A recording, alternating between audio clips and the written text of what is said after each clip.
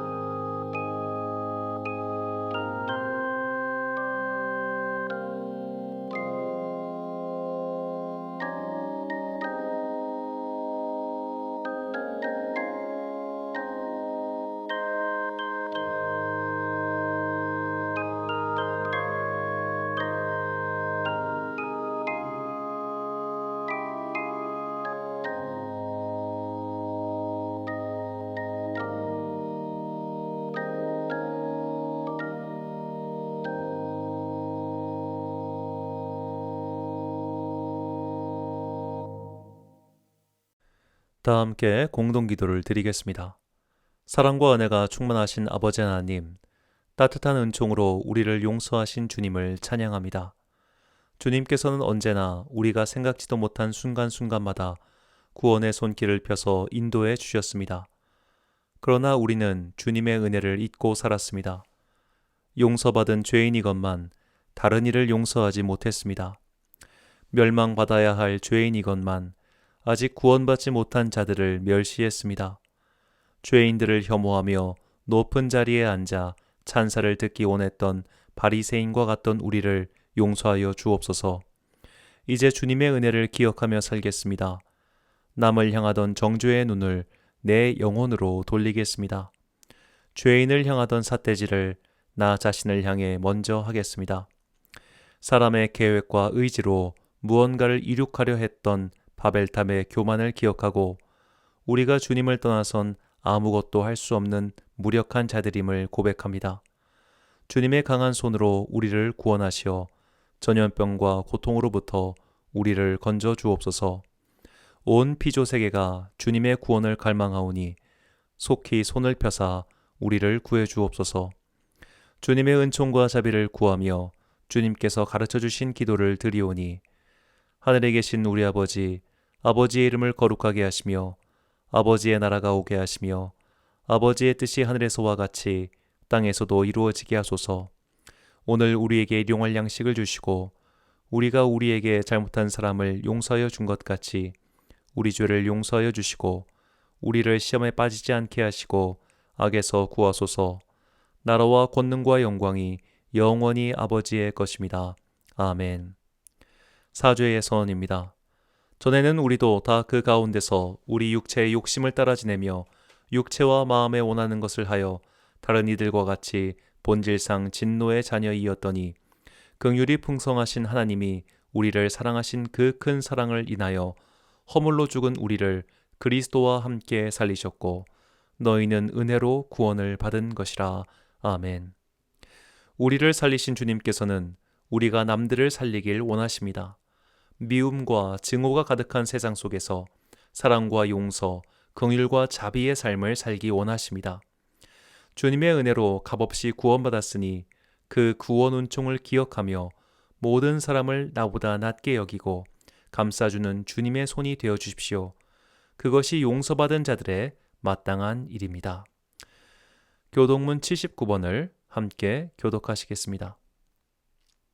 나는 포도나무요 너희는 가지라. 그가 내 안에 내가 그 안에 거하면 사람이 열매를 많이 맺나니 나를 떠나서는 너희가 아무것도 할 수 없음이라. 사람이 내 안에 거하지 아니하면 가지처럼 밖에 버려져 마르나니 사람들이 그것을 모아다가 불에 던져 사르느니라. 너희가 내 안에 거하고 내 말이 너희 안에 거하면 무엇이든지 원하는 대로 구하라. 그리하면 이루리라. 너희가 열매를 많이 맺으면 내 아버지께서 영광을 받으실 것이요 너희는 내 제자가 되리라. 아버지께서 나를 사랑하신 것 같이 나도 너희를 사랑하였으니 나의 사랑 안에 거하라. 내가 아버지의 계명을 지켜 그의 사랑 안에 거한 것 같이 너희도 내 계명을 지키면 내 사랑 안에 거하리라. 함께 있습니다. 내가 이것을 너희에게 이름은 내 기쁨이 너희 안에 있어 너희 기쁨을 충만하게 하려 함이라. 아멘. 찬송가 442장 찬양하겠습니다.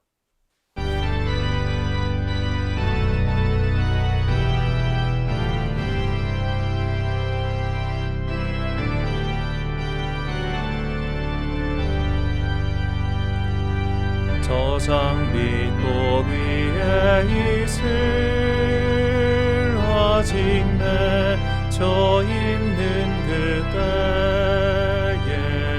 귀에 있는 이 소리 들리니 주 음성 분명하다.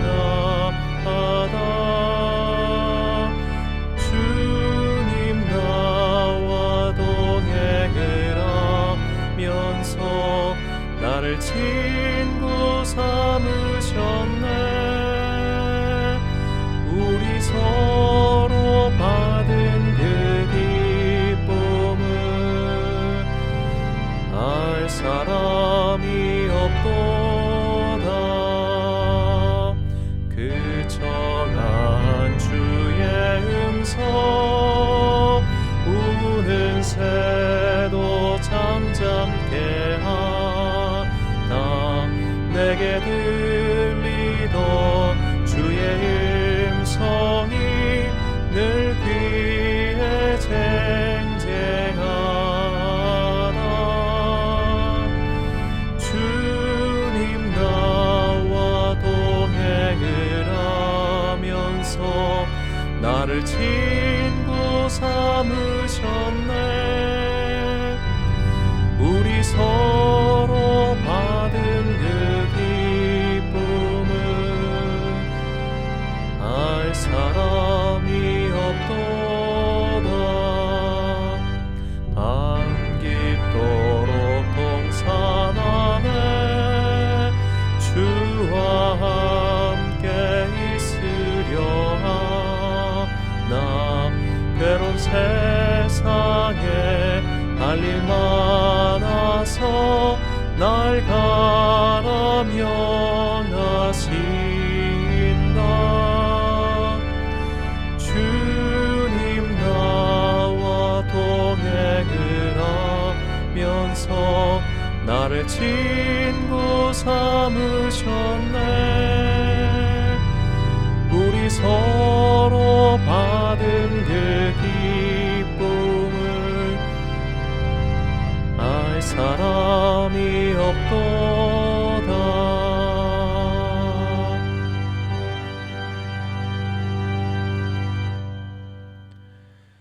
지난주 봉헌하신 분들입니다. 주정원금 김종학 집사님 가정에서 바치셨습니다. 11조 김순인 권사님, 이집사님, 그리고 또 무명의 성도님 감사드립니다. 선교원금 오성도님 드리셨습니다. 광고 말씀입니다. 설날 가정예배 2월 10일 금요일날 오전 7시에 영상을 올라갑니다. 많은 분들 가정예배를 또 이뤄 드리실 수 있기를 바랍니다. 시편 산책과 슬기로운 책방생활은 다음 주에 송출하겠습니다. 드린 예물 위하여 봉헌 및 목회기도 드리겠습니다. 사랑과 은혜가 풍성하신 아버지 하나님, 반복되는 일상을 살다 보니 주님의 날을 맞이하는 감사와 감격을 잊고 살기가 일쑤였습니다. 그러나 주님께서는 온 피조세계를 위하여 안식일을 만드시고 그것을 지키게 하셨습니다.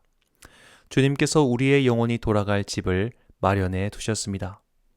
오늘 우리는 그 집에 돌아와 감사의 식탁을 펼쳐놓고 주님의 만찬을 먹으며 그 은혜를 찬양합니다. 오직 주님만이 영광과 찬양과 존귀를 받으시옵소서. 너무나 감사하신 주님께 빈손으로 나올 수 없어 주님께서 베푸신 것들 중 작은 것이나마 마음을 담아 드립니다. 드리는 예물 속에 담긴 우리의 감사와 찬양을 받으시옵소서. 우리는 한결같으신 주님의 은총을 찬양하며 주님께만 경배하길 소망하오니 세상의 헛된 것들에 눈길을 두지 않도록 우리의 영혼을 지켜 주옵소서.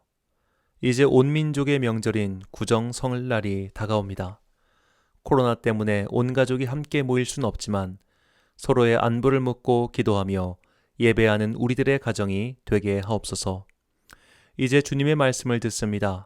그 말씀이 우리의 영혼의 약이 되어 험한 세상에서 입었던 상처가 치유되고 세상을 새롭게 만들어가는 주님의 힘이 되게 하옵소서. 예수님의 이름으로 기도드립니다. 아멘. 오늘 우리에게 주시는 하나님의 말씀은 열왕기상 21장 20절부터 29절까지의 말씀입니다. 열왕기상 21장 20절부터 29절까지의 말씀. 이제 봉독하겠습니다. 하나님의 말씀을 경청하십시오. 아합이 엘리야에게 이르되 내 대적자여 내가 나를 찾았느냐? 대답하되 내가 찾았노라. 내가 내 자신을 팔아 여호와 보시기에 악을 행하였으므로 여호와의 말씀이 내가 재앙을 내게 내려 너를 쓸어버리되 내게 속한 남자는 이스라엘 가운데 매인자나 노인자를 다 멸할 것이요 또 내 집이 느밧의 아들 여로보암의 집처럼 되게 하고 아이야의 아들 바하사의 집처럼 되게 하리니 이는 내가 나를 노하게 하고 이스라엘이 범죄하게 한 까닭이니라 하셨고 이세벨에게 대하여도 여호와께서 말씀하여 이르시되 개들이 이스라엘 성읍 곁에서 이세벨을 먹을지라 아합에게 속한 자로서 성읍에서 죽은 자는 개들이 먹고 들에서 죽은 자는 공중의 새가 먹으리라고 하셨느니라 하니 예로부터 아합과 같이 그 자신을 팔아 여호와 앞에서 악을 행한 자가 없음은 그를 그의 아내 이세벨이 충동하였음이라. 그가 여호와께서 이스라엘 자손 앞에서 쫓아내신 아모레 사람의 모든 행함같이 우상에게 복종하여 심히 가증하게 행하였더라. 아합이 이 모든 말씀을 들을 때에 그의 옷을 찢고 굵은 배로 몸을 동이고 금식하고 굵은 배에 누우며 또 풀이 죽어 다니더라. 여호와의 말씀이 디셉 사람 엘리야에게 임하여 이르시되 아합이 내 앞에서 겸비함을 내가 보느냐. 그가 내 앞에서 겸비함으로 내가 재앙을 저의 시대에는 내리지 아니하고 그의 아들의 시대에야 그의 집에 재앙을 내리리라 하셨더라. 아멘. 정의로운 자비란 제목으로 하나님의 말씀 선포하겠습니다. 마녀 사냥이라는 말이 있습니다. 국어사전은 그 단어를 다음과 같이 정의하고 있습니다. 14세기에서 17세기에 유럽의 여러 나라와 교회가 이단자를 마녀로 판결하여 화형에 처하던 일. 자, 문제는 여기서 이단자의 판별입니다. 이단 신문관들에 의해 종교재판이 열리고 정식 논의 과정을 거쳐 마녀로 판별되어 화형에 처한 사람은 사실 얼마 되지 않습니다. 대부분은 마을 사람들의 억측 또는 집단 차별의 희생자가 된 자들이었습니다. 평소 마음에 들지 않은 사람들을 남녀를 가리지 않고 마녀로 몰아서 처형하는 일이 잦았습니다. 심지어 자신의 고백을 거절했다고 앙심을 품고 여론을 조장해서 마녀로 모아 화형에 처하는 일도 있었습니다. 이 외에도 많은 사람들이 민중의 혹은 대중의 미움을 받아 일방적인 죽임을 당했습니다. 그 대표적인 집단이 유대인과 집시입니다. 기독교 문화권 밖에 있었던 유대인들은 언제나 핍박과 차별의 대상이었습니다. 뿌리 없이 흩어져서 다니던 집시도 마찬가지였습니다. 특히 2차 세계대전을 거치면서 수백만 명의 유대인들과 집시들이 가스 수용실의 연기로 사라졌습니다. 이런 엄청난 희생을 거치면서 마침내 형벌의 원칙이 하나 생겼습니다. 바로 죄형 법정주의입니다. 죄형 법정주의는 독일의 법학자 포이어바흐에 의해 19세기에 기초가 마련되었고 이후 20세기의 근대 국가는 상식적으로 채택하고 있는 법의 원칙입니다. 죄형 법정주의의 뜻은 다음과 같습니다. 어떤 행위가 범죄인가 아닌가 또는 그 범죄에 대하여 어떤 형벌을 내릴 것인가 하는 것은 법률에 의해서만 정할 수 있다는 원칙, 형벌권의 자의적 행사를 방지하는 인권 보장의 표상이며 근대 자유주의 형법의 기본 원칙이다. 수많은 사람들이 대중의 자의적인 해석과 판단으로 귀한 생명을 잃었습니다. 민주주의의 출발이라고 말하는 도시국가 그리스에서도 이런 일이 비일비재했습니다.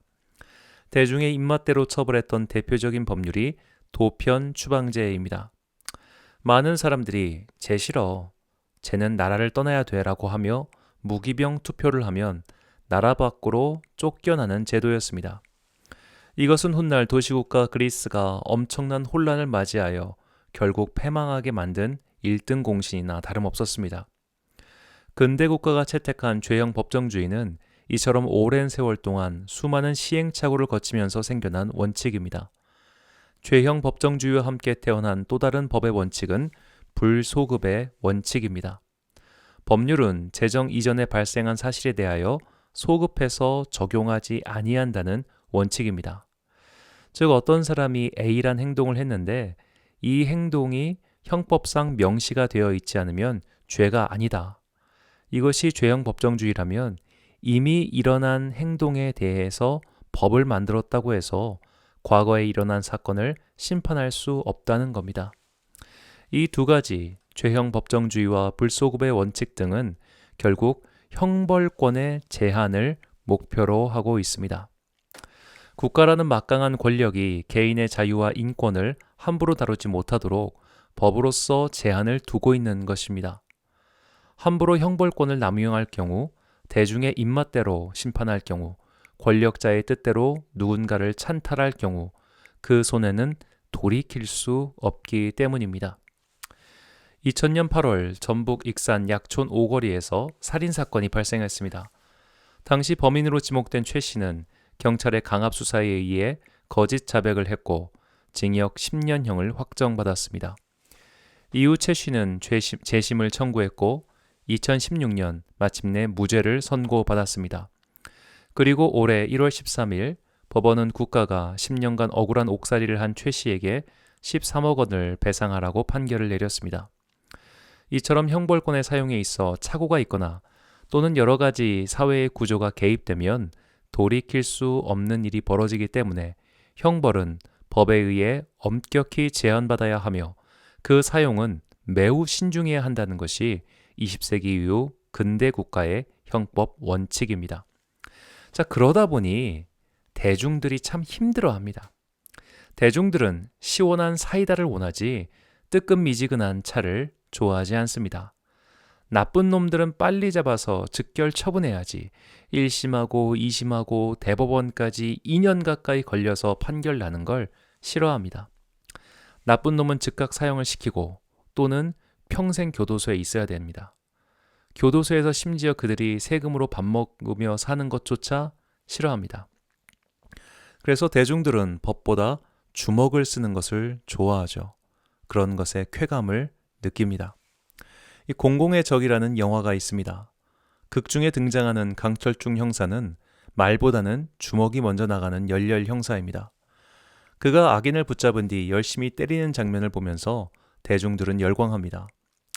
만약 이 강철중 형사가 범인을 잡은 뒤 미란다 원칙을 고지하고 조용히 수갑 채워서 검사에게 인계했다면 그 영화는 망했을 겁니다. 아무런 카타르시스가 없기 때문이죠. 로마 제국 시대 대중들이 가장 열광했던 스포츠는 검투사들의 경기였습니다. 영화 글라디에이터에 잘 표현되어 있죠. 대중들은 검투사들이 피를 흘리며 싸우는 것을 보며 열광했습니다. 예전에 읽은 책이라 제목과 등장인물의 이름은 기억이 나지 않습니다만 이 검투사의 경기를 본 어느 철학자의 글이 생각납니다. 그 철학자는 인간이 단순히 타인의 쾌락을 위한 도구가 되어 생명을 걸고 싸우는 것을 야만적 행위라고 비난하며 멀리했습니다. 자, 그러던 어느 날 친구들이 그를 강권하여 경기장으로 끌고 갔습니다. 그는 처음에 나는 저런 야만적 행위를 보지 않겠다고 눈을 감았습니다. 그러나 사람들이 엄청난 환호성을 듣다가 하도 궁금해서 눈을 뜨고 경기를 지켜봤습니다. 그는 경기가 끝난 뒤 돌아와서 그 경험을 적었습니다. 나는 그때 손을 치켜들고 죽여라 라고 환호하고 있었다 라고 적었습니다. 자, 인간은 사회적 동물입니다. 달리 말하면 인간은 주변의 영향을 받지 않을 도리가 없습니다. 사회적 분위기, 다른 이들의 소리 등에 민감할 수밖에 없는 게 인간이란 존재입니다. 이런 분위기 안에 있다 보면 이성적인 소리는 사라집니다. 대중이 원하는 거, 대중이 환호하는 일에 끌려갑니다. 법으로 상대를 설득하거나 처벌하는 것이 아니라 더 많은 숫자를 내세워 상대의 모든 것을 끝장내려 합니다. 이런 사회에서 제일 무서운 단어가 바로 국민의 법 감정입니다. 많은 국민이 형량이 왜 저래? 라고 소리를 지르면 그 소리에 호응해서 형량을 늘려야 할까요? 이것은 형법의 원칙과 배경을 깡그리 무시하는 일입니다. 국민의 법 감정대로 나라를 다스린 유명한 인물이 히틀러입니다. 국민이 원하니 전쟁을 하지 않겠다는 서약을 폐기했고 국민이 원하니 군대를 이끌고 이웃나라를 쳐들어갔습니다. 국민의 법 감정대로 왕과 귀족을 모두 처치하고 새로운 나라를 건설한 이들이 있습니다. 바로 소련의 공산주의입니다. 인기가 있으면 독재자가 될 수 있습니다. 인기가 있으면 다른 이의 자유와 재산을 얼마든지 침해할 수 있습니다. 국민의 법 감정은 이런 사회를 만들어갈 수 있는 매우 위험한 요소입니다. 더구나 현대 미디어의 발달은 이런 대중의 감정을 더욱 자극합니다. 방송 미디어는 일단 대중의 눈길을 끄는 게 중요하지 그것이 사실인지 아닌지 그것이 앞으로 사회에 어떤 영향을 미칠지는 고려의 대상이 아닙니다. 그래서 미디어는 진실을 좇지 않습니다. 그들은 조회수만 노립니다. 한 범죄자가 형기를 마치고 나왔습니다. 그는 죄형 법정주의에 따라 국가에 의해 적법한 절차로 처벌을 받았습니다.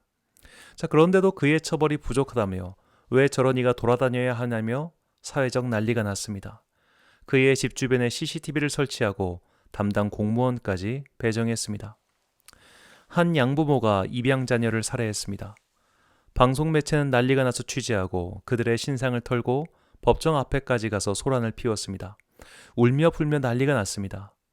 그런데 며칠 뒤 경기도 고양시에서 영아 유기 사건이 발생했습니다. 아이는 겨울에 바깥에 버려져서 얼어 죽었습니다. 그러나 그 집 앞에 가서 소란을 피운 사람도 없었고 그들의 신상을 터는 사람도 없었습니다.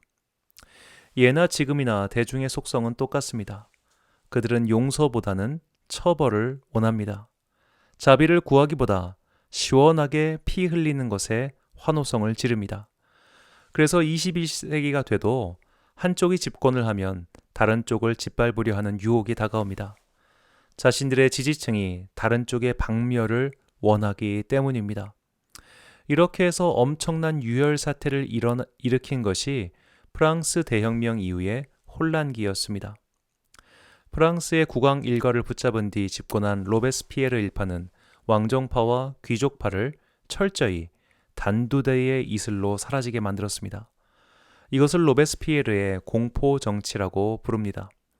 그는 수천 명의 사람들을 사형시켰고 심지어 반대파가 무장 봉기를 하자 수백 명을 한꺼번에 구덩이에 넣고 대포로 쐈다고 합니다.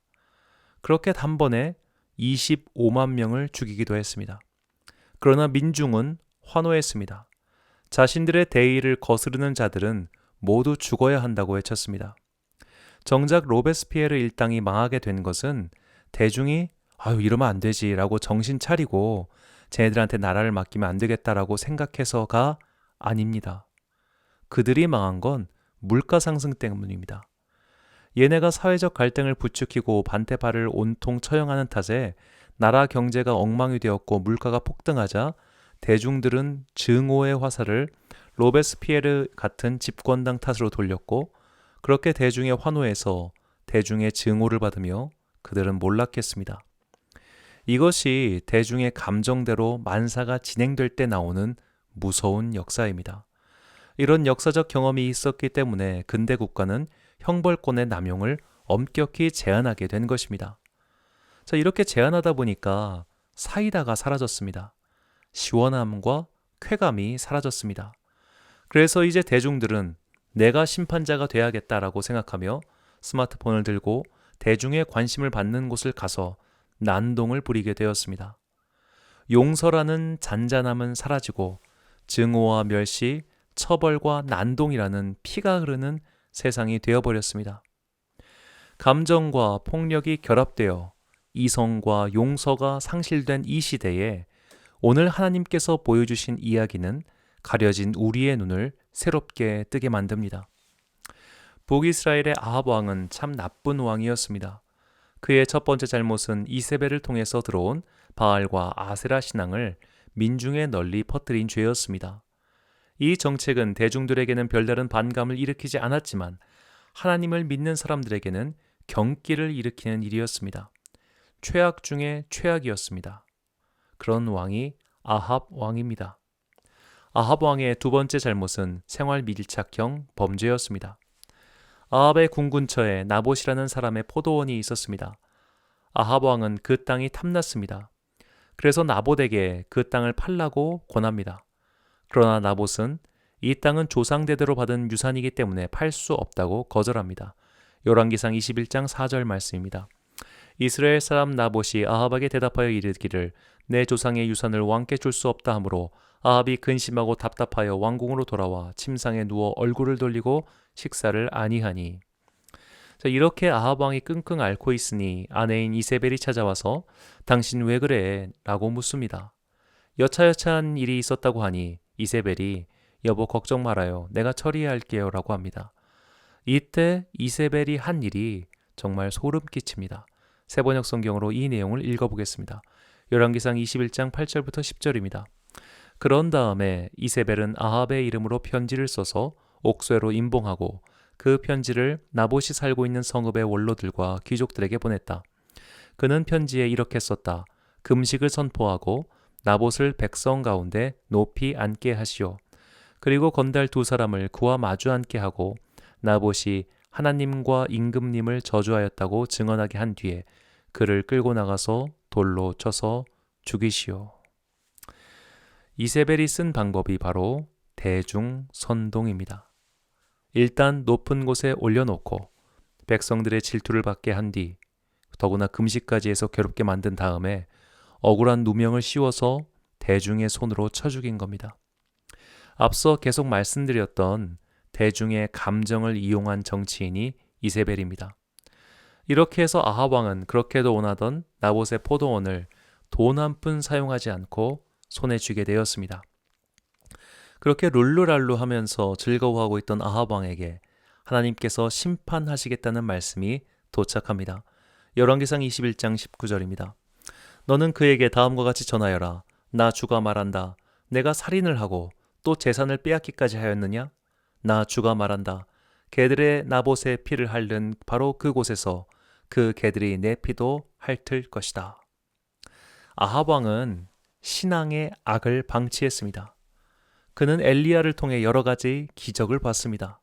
기근이 온다고 하니 기근이 왔고 비가 내린다고 하니 비가 내렸습니다. 그는 너무나 위대한 사건인 하늘에 불이 내려 바알 종교인들을 심판하는 일도 알았습니다. 그러나 그는 변하지 않았습니다. 아합 왕은 백성을 선동하여 죄 없는 사람의 목숨을 빼앗는 악을 범했습니다. 이 두 가지는 모두 그의 직접적 손을 거치진 않았습니다. 바알과 아세라 종교를 활성화시킨 것도, 백성을 선동시켜 나봇을 죽이는 책략을 세운 것도 모두 이세벨이 한 짓입니다. 그러나 아합은 이 모든 것을 알고 있으면서도 방치했고 이 죄에 대한 벌을 피할 수 없었습니다. 마땅히 사형입니다. 마땅히 죽어야 했습니다. 그런데 아합 왕이 엘리야를 통해 하나님의 심판을 듣자 너무 놀라서 풀이 죽었고 힘이 빠져버렸습니다. 본문 27절입니다.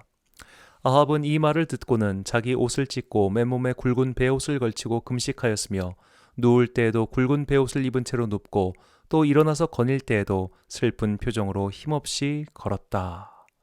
아합 왕은 풀이 죽었습니다. 기가 죽었습니다. 그러자 하나님께서 이 아합 왕을 용서해 주십니다. 본문 29절입니다. 아합이 내 앞에서 겸비함을 내가 보느냐? 그가 내 앞에서 겸비함으로 내가 재앙을 저의 시대에는 내리지 아니하고 그 아들의 시대에야 그의 집에 재앙을 내리리라 하셨더라. 아멘. 자, 겸비라는 말은 겸손하게 자기를 낮추다란 뜻입니다. 히브리어로는 카나인데 이는 복종하다, 굴복하다란 뜻입니다. 아합 왕은 하나님의 심판이 두려웠고 떨렸습니다. 그래서 그의 말씀에 굴복했습니다. 그러자 하나님께서는 아합 왕에 대한 심판을 다음 때로 유보하셨습니다. 자, 우리는 여기서 아합 왕의 지금 행동과 이후 행동을 유심히 살펴봐야 합니다. 아합 왕은 회개를 했던 것이 아닙니다. 회개는 지금까지 가는 길에서 돌이키는 겁니다. 자, 만약 아합 왕이 회개를 했다면 북이스라엘에서 바알 신상을 부수고 바알 신앙을 철폐했어야 합니다. 아합 왕이 나봇의 포도원을 뺏은 것을 회개했다면 응당 그 포도원을 나봇 가문에게 돌려줘야 합니다. 그리고 이후로도 아합 왕은 여호와의 말씀에 귀를 기울였어야 합니다. 이게 아합 왕이 해야 할 회개입니다. 그러나 아합 왕은 겨우 신앙의 첫발인 하나님을 두려워하는 단계에 들어갔을 뿐입니다. 돌이키는 회개가 아니라 단지 지금 잘못했어요, 용서해 주세요라고 비는 정도였습니다. 고작 그 정도의 뉘우침입니다. 그 정도 비는 행동이었습니다. 그런데도 하나님께서는 그에 대한 심판을 유보해 주셨습니다. 자, 만약 대중이었다면 어떻게 했을까요? 뉘우치는 것으로는 부족했을 겁니다. 사과하는 정도로는 어림없었을 겁니다. 신상을 탈탈 턴든 법정 최고형을 부과하든 그리고 이후에도 그에 대한 지속적인 처벌이 이루어져야 한다고 난리를 쳤을 겁니다. 그러나 하나님께서는 대중의 심판론과 달리 처벌을 유보해 주셨습니다. 너무나 명확하게 큰 죄를 범한 아합 왕에 대한 심판조차도 그가 뉘우치자 유보해 주셨습니다. 이게 우리가 믿는 하나님이십니다. 그분은 심판을 즐겨하지 않으시고 자비가 풍성하신 분이시기 때문입니다. 열왕기하 13장 23절의 말씀입니다. 여호와께서 아브라함과 이삭과 야곱과 더불어 세우신 언약 때문에 이스라엘에게 은혜를 베풀며 그들을 불쌍히 여기시며 돌보사 멸하기를 즐겨하지 아니하시고 이때까지 자기 앞에서 쫓아내지 아니하셨더라. 아멘. 이처럼 하나님께서는 아합 왕 같은 악한 사람도 처벌을 유보해 주셨습니다. 그저 두려워서 잘못했어요 라고 비는 사람을 짓밟지 않으셨습니다. 하나님은 은혜와 자비의 하나님이셨기 때문입니다. 북이스라엘의 아합 왕과 비견될 만한 남유다의 악한 왕이 있습니다. 그는 므낫세 왕입니다. 므낫세 왕은 의로운 왕이었던 아버지 히스기야와 전혀 달랐습니다. 므낫세는 무려 55년 동안 왕위에 있었습니다. 그러면서 온갖 악한 짓은 다 했습니다. 아버지 히스기야가 무너뜨린 이방 신의 제단을 복구시켰습니다. 그뿐만 아니라 여호와의 성전, 즉 예루살렘 성전에 이방 신의 제단을 쌓았습니다. 이런 므낫세의 악행에 대한 성경의 평가는 다음과 같습니다. 역대하 33장 9절입니다. 유다와 예루살렘 주민이 므낫세의 꾀임을 받고 악을 행한 것이 여호와께서 이스라엘 자손 앞에서 멸하신 모든 나라보다 더욱 심하였더라. 므낫세는 요즘식으로 말하면 역대급 악한 왕이었습니다. 이보다 더 나쁜 왕이 없을 정도로 악했습니다. 그래서 하나님께서 므낫세 왕을 심판하셨습니다. 그는 전쟁포로가 되어 바벨론에 끌려갔습니다.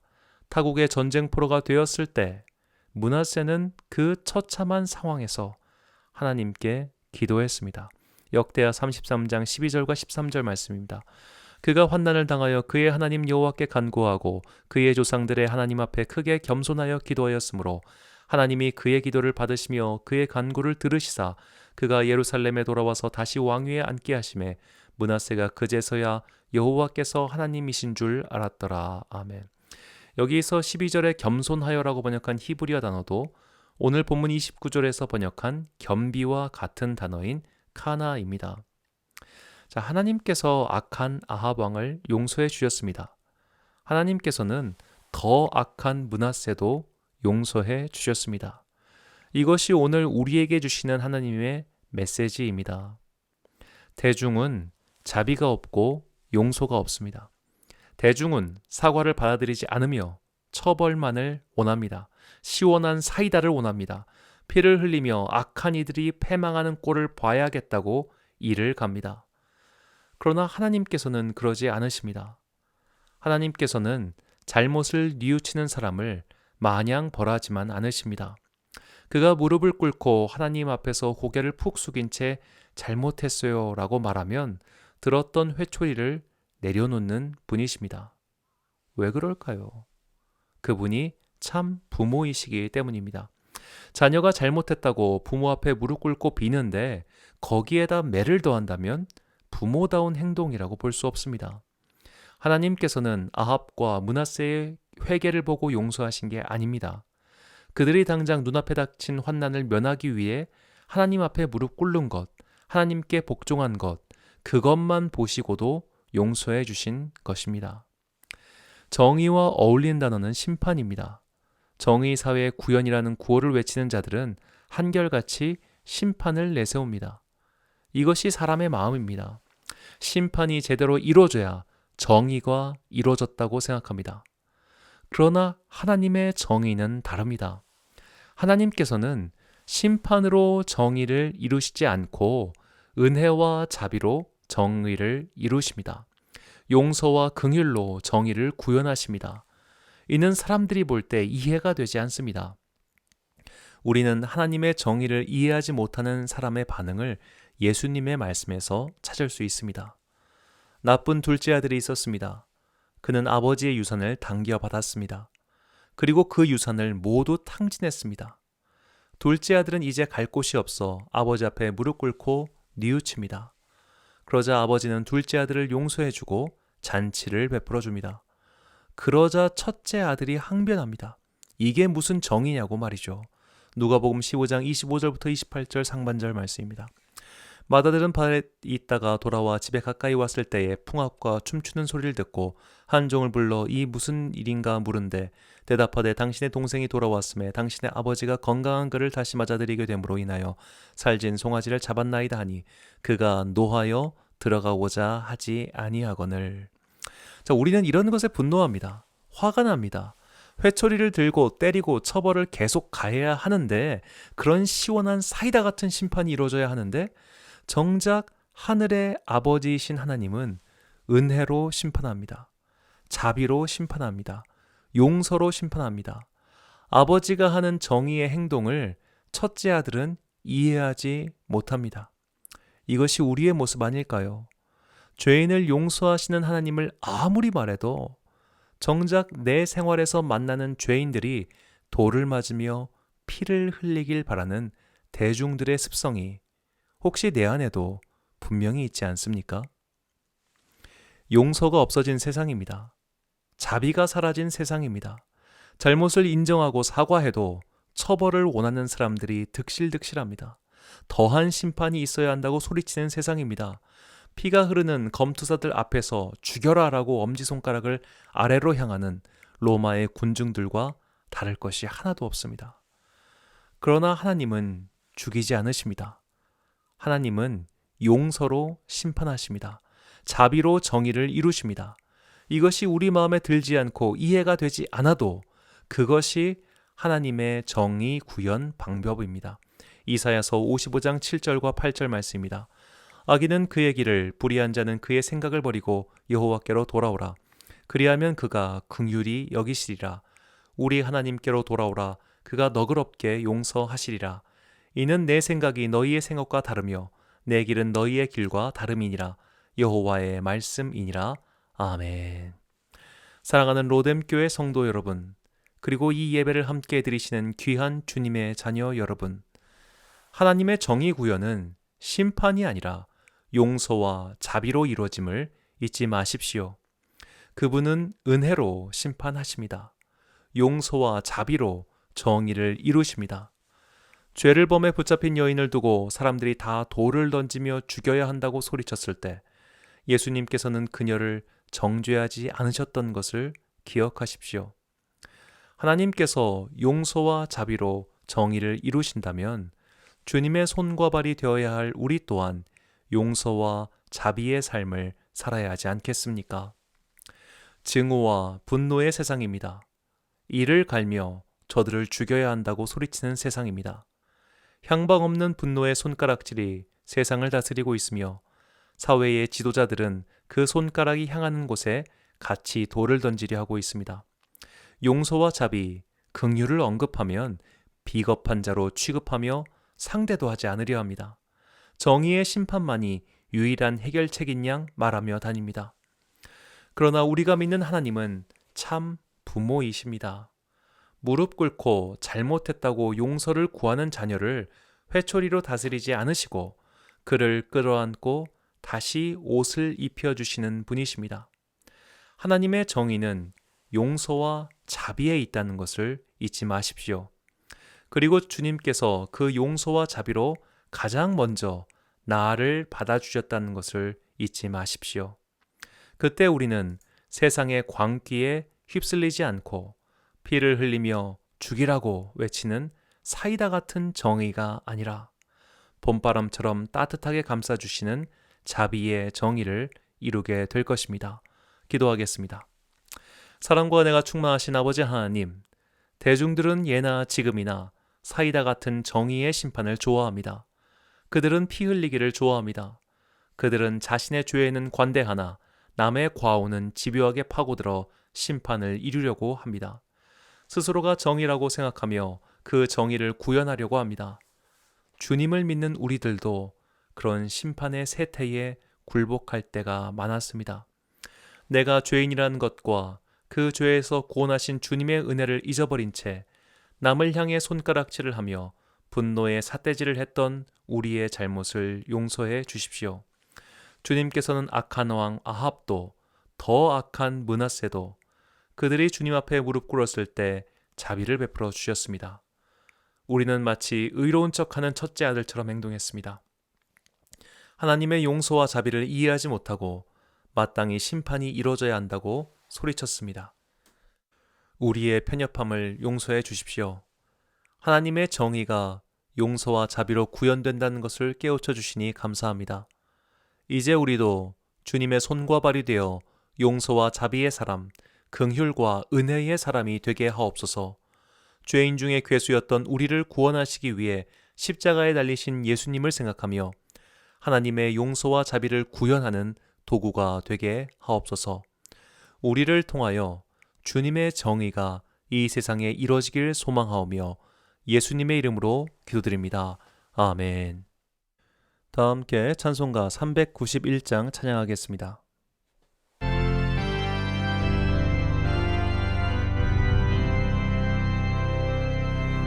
오 놀라운 곳에 주 예수 내 주 참 능력의 주시로다. 큰 바위 및 안전한 그곳으로 내 영혼을 숨기시네. 메마른 땅을 종일 걸어가도 나 피곤치 아니하며 저 위험한 곳 내가 이를 때면 큰 바위에 숨기시고 주 손으로 덮으시네. 오 놀라운 곳에 주 예수 내 주 내 모든 짐 벗기시네. 죄악에서 날 끌어올리시며 또 나에게 힘 주시네. 메마른 땅을 종일 걸어가도 나 피곤치 아니하며 저 위험한 곳 내가 이를 때면 큰 바위에 숨기시고 주 손으로 덮으시네. 측량 못하는 해로 채우시며 늘 성령에 감아주사 큰 기쁨 중 주님을 찬양토록 내 믿음을 도우시네. 메마른 땅을 종일 걸어가도 나 피곤치 아니하며 저 위험한 곳 내가 이를 때면 큰 바위에 숨기시고 주 손으로 덮으시네. 주 예수님 공중에 임하실 때 나 일어나 맞이하리. 그 구원의 은총을 노래하리. 저 천군과 천사 함께 메마른 땅을 종일 걸어가도 나 피곤치 아니하며 저 위험한 곳 내가 이를 때면 큰 바위에 숨기시고 주 손으로 덮으시네.